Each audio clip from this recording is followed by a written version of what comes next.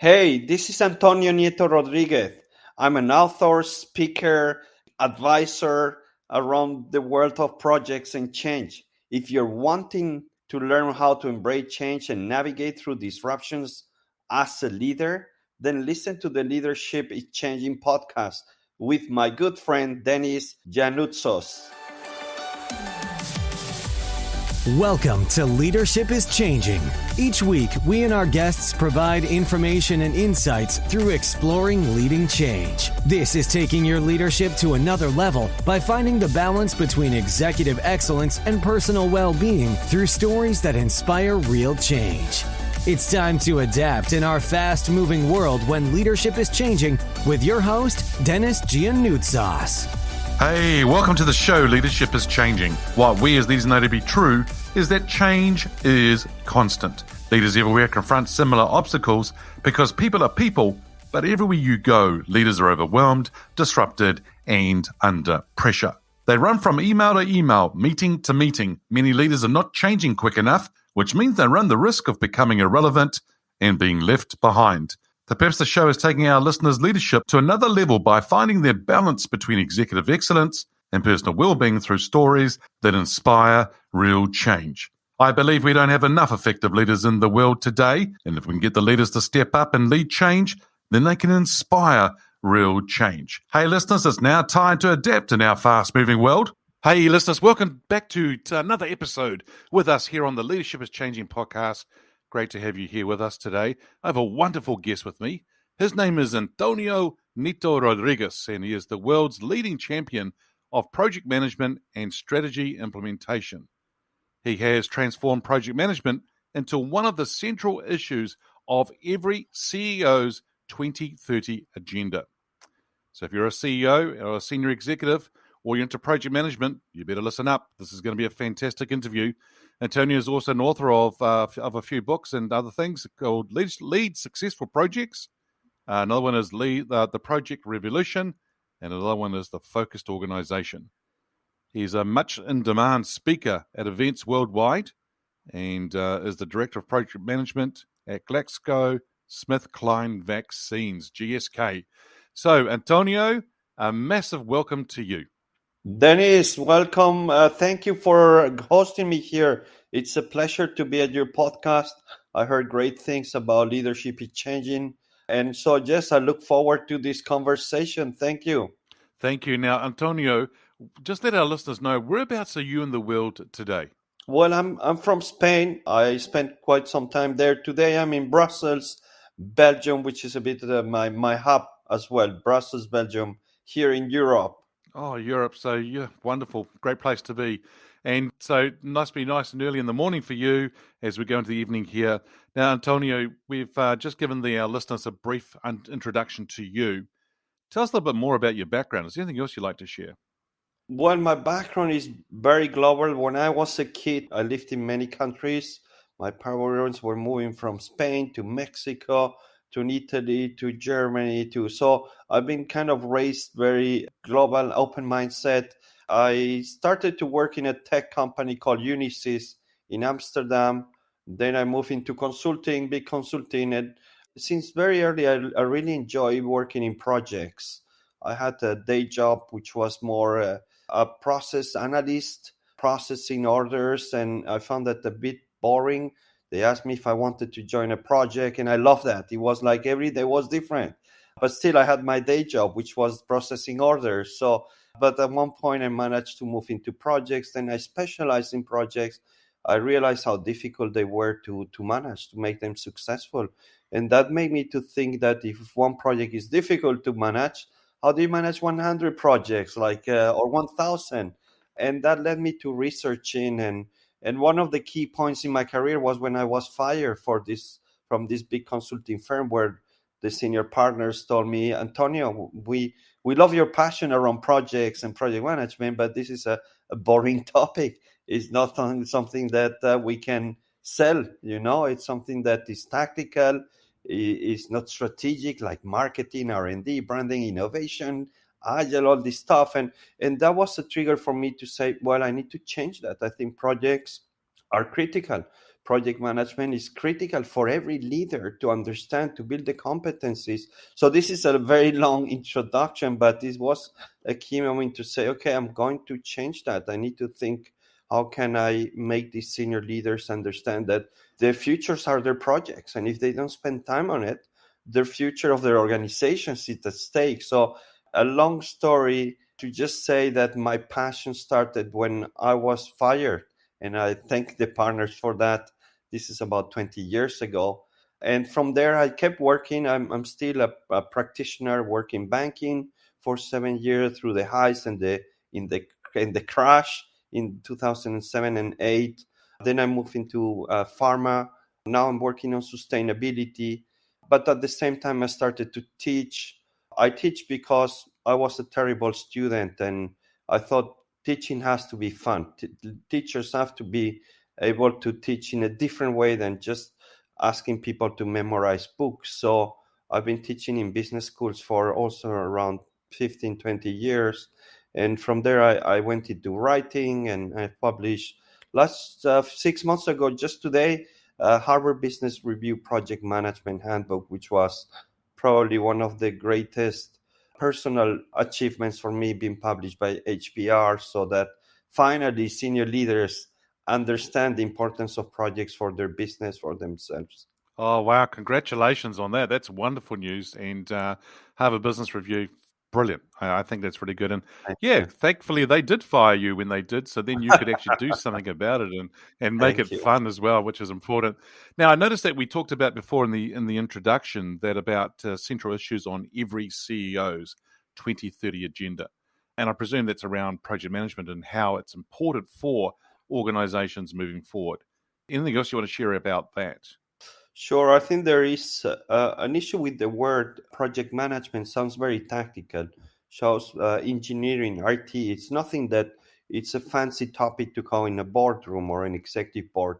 So I started to talk more about managing projects, managing your future through projects. And that's where people resonate. One of the biggest challenges that CEOs and senior leaders have today around the world is that they have more projects than employees, because they have grown. They launch so many initiatives, especially in this time where change is so fast, competition is so aggressive, that you need to constantly evolve your business, your products.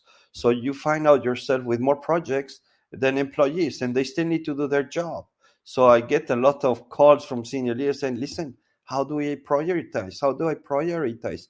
I don't even know the number of projects that we have today, really. So I just don't know. It has become such a big issue where people don't really know the amount of projects they do, where the people work, what the investment they do, and especially what's the benefit that they're expecting to get from all these projects. So that's how it's becoming today. That's where I get a lot of questions is, can you please help me?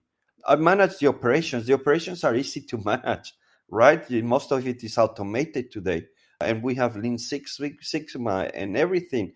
But that part of the change world where we need to focus more today, it's just a black box, and I need help. Please, Antonio, can you help us? So it's a bit more than just project management as we used to know it. It's more about working and leading an organization in a changing world, which is operations not so important anymore. Yeah, cool. And we're going to talk a little bit more about that because it is a changing world, which is great. Now, tell me something in relation to project management. You know, I actually agree with you. I think it could have been a different title, could be whatever it is, but it's really important. And I find that a lot of actually project management, program management, and things like that, a lot of the guys who are the leaders of those projects or initiatives or whatever they are, people don't have a solid line direct into them. They don't report into them. It's more of a matrix organization, a dotted line. And they may be coming in for that project work. So I think, in my view, and I'd love to hear what you think about this, Antonio, is that I think that being a leader of a project is more important than a person who's a direct leader. What do I mean by that? Because you have to be more influential. They don't report to you. Their compensation and benefits aren't associated with you. And so you have to be more influential to get them to do things. What's your thoughts on that? I totally agree, Denise. I think what makes it interesting but challenging is when they ask you, can you lead this transformation? And goes across the organization. And previously, maybe you had an operating team or a marketing team or finance team. That I would see more as a management role, right? Is you manage day-to-day operations, day-to-day activities. It's just putting targets for the people. You see them every day. So that's for me is the management of the operational world, which in the past was 80, 90% of the activities in a business. Today, with the automation, robots, operation shrinks radically. So what you find out today is most people work in project based, and leadership is where it comes into play here, because is what you say then is wow, these people don't report to me anymore. I don't see them every day. I have conflicts with resources. That person, which is key for my project, is working in 3 other projects and has no time. People change their mind with what they wanted. So suddenly I need to start thinking about how I can influence the organization in a different way, how I can influence my team, which doesn't report to me, and I cannot reward it. There's very few organizations who reward people for success in their projects. It's KPIs, rewards are mostly operational driven. So how can I make them excited for them, yet I don't have any means to compensate them? Just words and just caring and just motivating to get better in their jobs. And then a big part where I focus a lot is, well, I also need to lead and influence my bosses, right? When you have in an operation role, you just follow orders, they come from the top. But here, no, I need to tell a CEO sometimes, listen, you're not doing your job, CEO, because you're not showing up in my meetings. You want this project to happen, then you need to be there. Really, I need you. So it just changes completely leadership. So I really like when I heard your podcast is just spot on. It's leadership has to change if you want to succeed in today's world. Yeah, so there you go. You may even lose a customer real quickly because you tell the CEO they're not doing their job. But sometimes you need to say what needs to be said and leading people from the front. So Exactly. Antonio, how did you get into leadership yourself?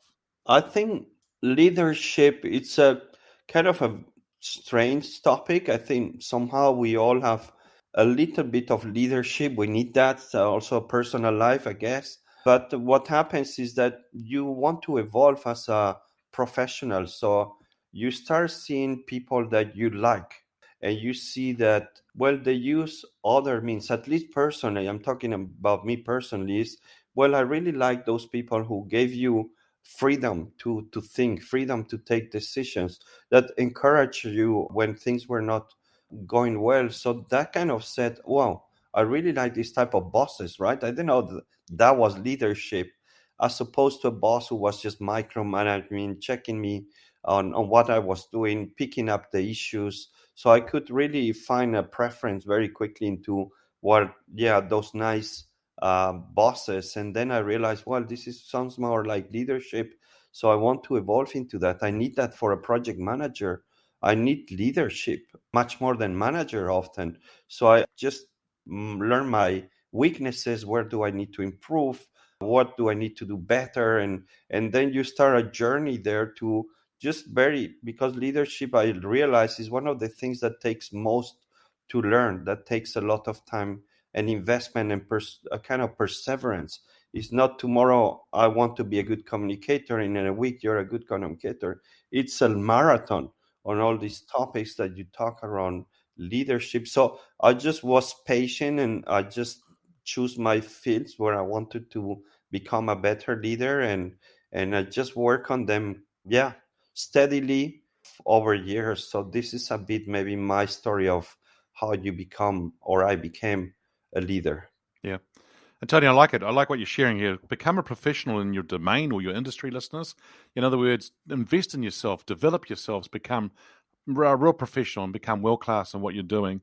It takes time to learn. It's not a marathon. It is a marathon, right? It's not a sprint. Yeah. I think the sort of what I'm taking there as a summary is becoming a leader is a marathon. And Yeah. we need to do that and do very well as we bring that together. Antonio, now this person could be alive or from history. I'm probably going to. I presume you're going to choose a Greek leader. I'm pretty sure you will, or maybe you'll choose a Spanish one. But Yeah. the thing here, the question I've got for you is, who's your favorite leader and why? I will not talk about a leader in business. One of my persons that has kind of touched me most is one of the most, probably the world expert in executive coaching, called Marshall Goldsmith. I had the pleasure to meet him in some awards event, Thinkers 50. And what this Marshall did a few years ago, he said, well, I've been very successful. I've been coaching the most important CEOs around the world. I want to give away for free all what I've learned to 100 people. And I thought, wow, this guy, it's amazing. I was lucky to be part of one of these 100 people, and the generosity of sharing what you've learned and what you've achieved to other people, I've done come across very often. I thought, wow, this is usually these people tend to be very ego-centered and selfish, and they want more and more and more. And I found this person, Marshall, who was willing to share. I said, well, this is, I think, modern leadership, where you give away what you know, mostly freely. He introduced me to other amazing leaders like Alan Mulally, who was the former CEO of Boeing and moved into Ford, CEO of Ford. And I had the pleasure to discuss about leadership with Alan Mulally. So this type of two people, I would say, have become friends and great influencers and great examples of leadership. It happens to know Alan Mulally was one of the best project sponsors I've ever met. He used that when he was developing airplanes in Boeing, and he did that with Ford too. So it became also a connection personally on my topic. Okay, if you want to be a successful CEO, then look into Alan Mulally. He really understood projects and how to implement that in two major organizations. So this would be my top two picks today, Dennis. Sorry, it's not Greek or Spanish. Oh, never mind. I'm sure they know some Greek, so that's all good. Yeah. Now, Antonio, what's quite interesting you're saying there is about these two individuals. So for me, the question that just came up for me then is the importance of hanging around or being around successful people. For leaders who want to become CEOs, or they're in a C-suite role, or they're in a senior leader role right now and they want to become a C-suite, or they want to be on a board, or even people who want to become a frontline leader, right? What should they do? Should around successful people? Should they hang around them? What's some things you think that they should be doing? Absolutely, Dennis. I think it's important nowadays. It's quite easy to follow influential people and even get in touch with them and say, listen, if you don't mind, you spare a few minutes. I'm looking for some advice. I appreciate what you're doing. So I think you need to be careful, because the pros of this accessibility becomes a con in terms of, well, they get too many requests, right? And I'm sure you get that, Dennis. I get a lot, and you try to keep polite, but just when you find the right approach to you, then you say, okay, I'm going to spend time with this person. I think I can add somebody. But if they're demanding, the approach is not, then you try to ignore them. So, but definitely, I think trying to get into these networks where people are generous, who are willing to share. I'm against commercializing everything, right? And having different type of subscription, the golden, the platinum, and that. You need to find the right leaders where you can get access to them. I think that's part of leadership, right? Is being accessible and helping other people. So definitely don't be shy. Just be careful or thoughtful on how you approach these people for some advice. But if you do it right, I think you can really get a lot of this approach for becoming a better leader. Definitely. Yeah, and I like what you said there in relation to the fact that you can approach them, but also being around people and giving things. I don't mind giving my time to people and helping people and giving things to them. Maybe information, things like that, my knowledge, experience, as long as they go and do something with it. If you're going Yeah. to come to me and you want to suck my brain, as they call it, or I want to just to pick your brain, I'm like, well, yeah, but what are you going to do with this here, right? I mean, it's really important that you're going to do something with it going forward, and I think that's important to think about. Now, Exactly. Tony, you mentioned before in relation to a little bit about leadership is changing, and that's of course the title of the show that we're on, the episode, this podcast. When I mentioned that title or that statement, leadership is changing, what does that mean for you? Well, it just resonated so much because I'm thinking the future of work or the workplace or how we see organization. I believe it's changing dramatically. We've never seen the change that we've seen, and I'm not talking about working through Zoom or hybrid or virtual. My research and my publication in HBR, the book or the article about the project economy, says that for the past century, most of the focus and the leadership and the structure and the culture and the hierarchies has been focused on operational activities, right? 80, 90%. That's management attention, leadership attention. Priorities has always been operational activities, the extensive, the marketing, the finance, the operations, the quality, the sales. But with the increase of speed and decrease of change, and plus adding to the mix the automation, heavy automation, robotization, AI, operation shrinks. And what you see is that now most of the people, like in banking or finance, you see them working in project-based teams and agile teams. And to that point is that we just discussed that this leadership is different in a changing world where people don't report, people want freedom, people want to be self-managed, but they want to be inspired too. They want to have the resources. They want to have senior leader support when they need that, not when you want it. So it's a very different ballgame. And I'm afraid that leaders are not prepared. I think one of the major issues why so many projects fail, and we're talking about 60 to 70% of project failure. Imagine if you invest 1 billion in projects every year, 700 million are just wasted. It's from senior executives because they don't know their role. They don't know how to prioritize. They have not adapted the structure of their organization, the culture to be more agile. They don't know how to sponsor projects. So I think it's just a very, very different type of leaders that we need to succeed in what I call the project economy, which is, yeah, most of the work is carried out through projects now. And it's a different game, and you need to really change the type of leadership. Yeah, absolutely. And I love what you say there in relation to leaders are not prepared enough.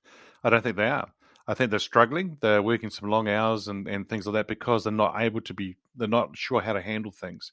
Leaders who are handling it well, you can see how they are doing it. And whatever's being thrown at them, they're able to adapt, to pivot, to be flexible, do all those kind of things, which is really interesting. You know how you just talked before about how things are getting faster, and we've seen that around data, technology, social, business, project management, science, whatever you want to say. It's just getting faster and faster. What do you reckon makes a leader successful in today's world, in a fast-paced, ever-changing world? Anything else you want to add? Well, I think it's a great question, Denise. I think it's finding the right balance between changing and not changing. Let me explain. Because I think if you just keep changing with all the trends that you see in the competition, you just drive your people crazy. You cannot establish reliable process that you still need to deliver your products or your services. You cannot keep changing your strategy or your purpose. So there is a part of your business and or your narrative and or your key strategic elements where it needs to be solid. And that's maybe the purpose. I love to talk about purpose, of course, but and there's part of your business that needs to keep stable. Many of the products just takes times to get to know, but some other parts have to change, right? So and some projects have to be started and then canceled because you see. So finding that right balance of focus, clarity, stability, while at the same time changing part of it, it just makes the life of the leader so difficult, right? It's not just changing because of changing and following trends. It's finding that mix where you keep the core stable, focused, strong, long-term view while changing some of the elements, which might lead you in 5 years that you have a different business, but it should just evolve towards that, not radical disruption. So this is my reflection after looking at many organizations that wow, this is a much difficult job today that CEOs and leaders have than 5, 10, 20, 40 years ago. Yeah. Gosh, who would want to be a leader today? No, don't do it. It's fun. I love it. It's just so Oh, it is. challenging.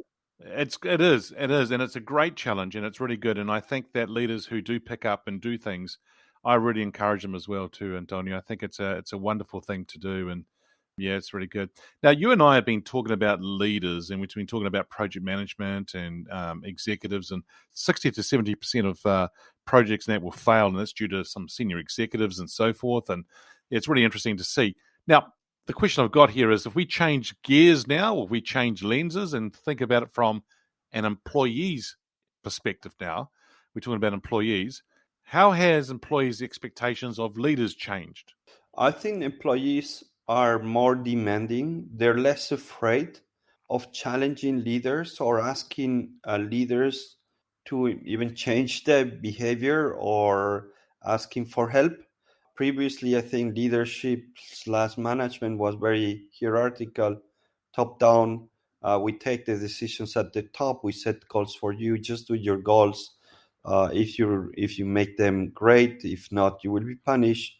But don't bother me too much, right? I'll come to see you once in a while. I'll do an inspirational speech, but let's not go into details. And I think now employees are expecting the leaders to get involved, to get dirty if needed, to stay there if there's a mess and you need to sort it during the weekend. Well, you expect the leader to be there too. And so it's much more teamwork, right? It's just fusion between leaders and the team and working together to go through difficult times or exciting times. But the gap or the ceiling that there was between senior management and the employees and even middle management is shrinking. And I think for me, that's also partially because of employees, not because leaders said we need to change that. Most of the cases of employees leaving or speaking up and saying we need to change. And so I think HR probably has done a lot into that too, but kind of breaking the ceiling and working more flat.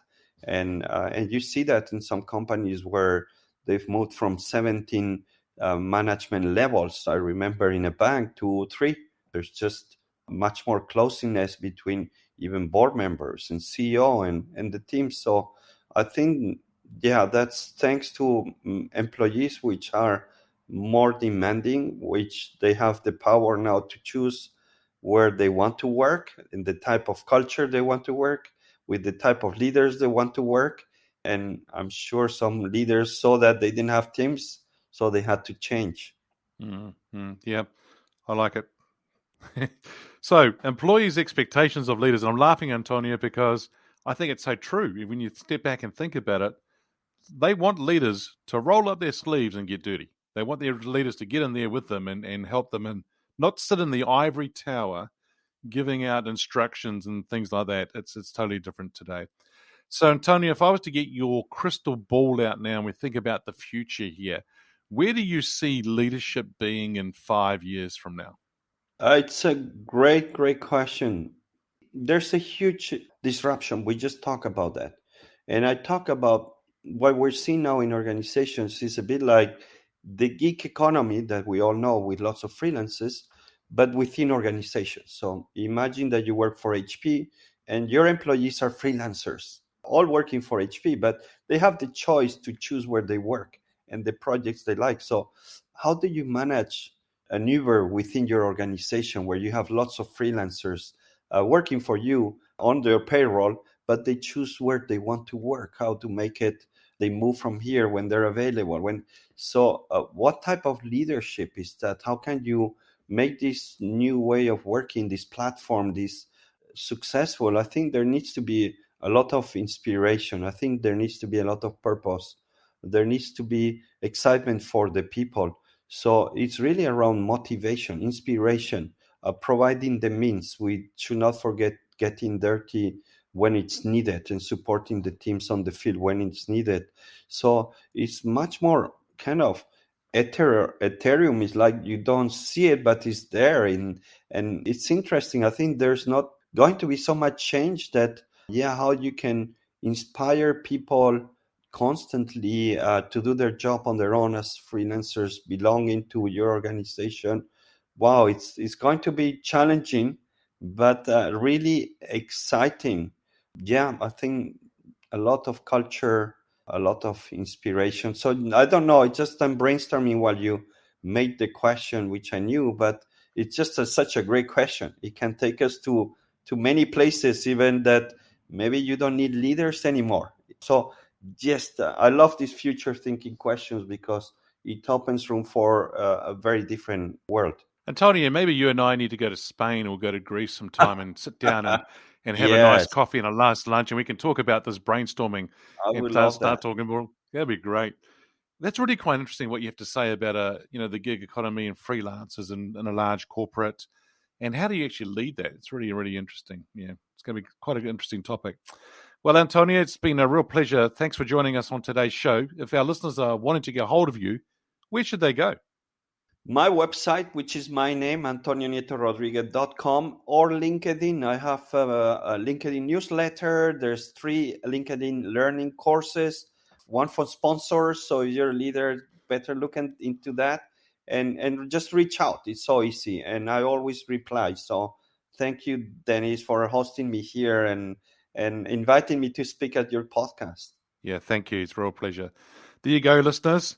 It's really coming down to the fact that leading in a matrix environment, it's about becoming a leader. It's not a marathon.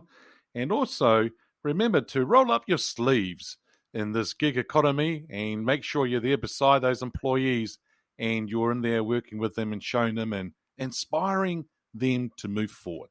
Hey, listeners, what we as leaders know to be true is that change is constant. Change is incredibly scary, especially with the unknown and unfamiliar territory. It's time to adapt in our fast-moving world when leadership is changing. Look out for the episodes as they're being released. Download them, have a listen, put a review and a rating. Feel free to share them with your friends, your family, and your network. Hey, if there's any feedback you'd like to give me about the show, or if there's a question you have for the Ask Dennis Freestyle episode, then send me an email, dennis@leadingchangepartners.com. Hey, listeners, it's always a pleasure being with you. Thanks for tuning in. Until next time, bye for now. Thank you for listening to this episode of Leadership is Changing with your host, Dennis Giannoutsas. Each week, we and our guests provide information and insights through exploring leading change, inspiring executives and leaders to adapt and lead a bigger game in a fast-moving world.